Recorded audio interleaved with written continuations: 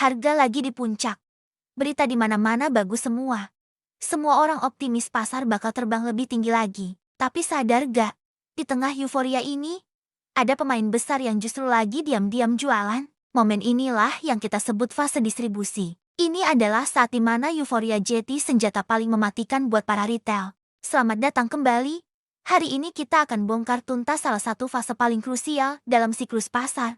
Distribusi. Kalau Anda tertarik untuk punya e-book sistem trading kotak kasu, link pemesanannya ada di deskripsi ya. Oke, mari kita mulai dengan ciri-ciri utama fase distribusi. Gimana sih cara kita mendeteksinya? Pertama, harga saham itu kelihatan naik. Tapi rasanya berat banget. Kayak mobil yang bannya kempes tapi dipaksa jalan. Setiap kali coba naik, selalu ada tekanan jual yang kuat. Bikin kenaikannya jadi terbatas dan gak bertenaga. Rasanya tuh kayak maju satu langkah, mundur dua langkah. Ciri kedua adalah volume transaksi yang tiba-tiba gede banget. Tapi anehnya harga gak kemana-mana. Logikanya kan, kalau volume besar, harusnya harga bergerak signifikan.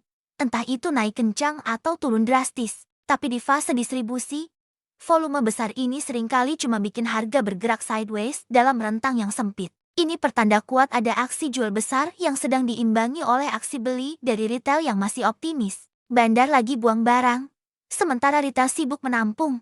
Ciri ketiga, dan ini yang paling sering menjebak, adalah munculnya banyak spike atau lonjakan harga palsu. Harga tiba-tiba meroket sebentar, seolah-olah mau breakout dan melanjutkan rally, tapi beberapa saat kemudian langsung anjlok lagi. Bahkan lebih rendah dari sebelumnya. Ini namanya bull trap atau jebakan banteng. Tujuannya apa? Untuk memancing lebih banyak pembeli masuk, menciptakan likuiditas agar para pemain besar bisa keluar dengan nyaman di harga yang masih tinggi. Mereka sengaja menciptakan harapan palsu, biar barang jualan mereka laku keras. Sekarang, pertanyaan pentingnya, di fase ini, sebenarnya siapa lawan siapa? Sederhananya, ini adalah pertarungan antara bandar atau smart money melawan investor retail. Bandar, yang sudah mengumpulkan barang di harga bawah saat fase akumulasi, sekarang butuh pembeli untuk merealisasikan keuntungan mereka. Siapa target utamanya? Target pertama adalah investor retail yang kena FOMO, alias Fear of Missing Out. Mereka ini adalah orang-orang yang telat masuk. Mereka melihat harga sudah naik tinggi, teman-temannya pamer cuan, dan media terus memberitakan hal-hal positif. Akhirnya, karena takut ketinggalan kereta, mereka nekat beli di harga pucuk tanpa analisis mendalam. Mereka masuk tepat saat bandar sedang bersiap-siap keluar. Target kedua adalah para pemburu breakout atau breakout trader.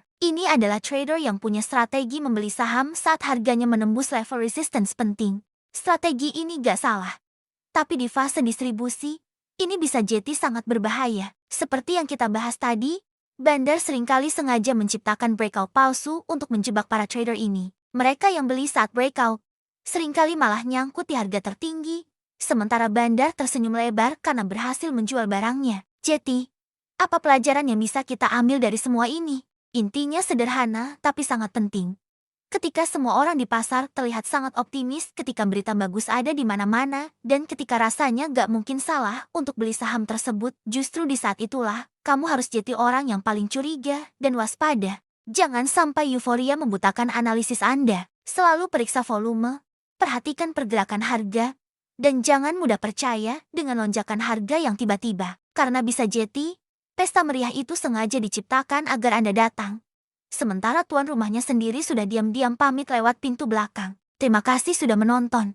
Semoga video ini bermanfaat untuk membantu Anda menjadi investor yang lebih cerdas dan tidak mudah terjebak. Jangan lupa like, komen, dan subscribe agar tidak ketinggalan konten edukasi lainnya. Sampai jumpa di video berikutnya.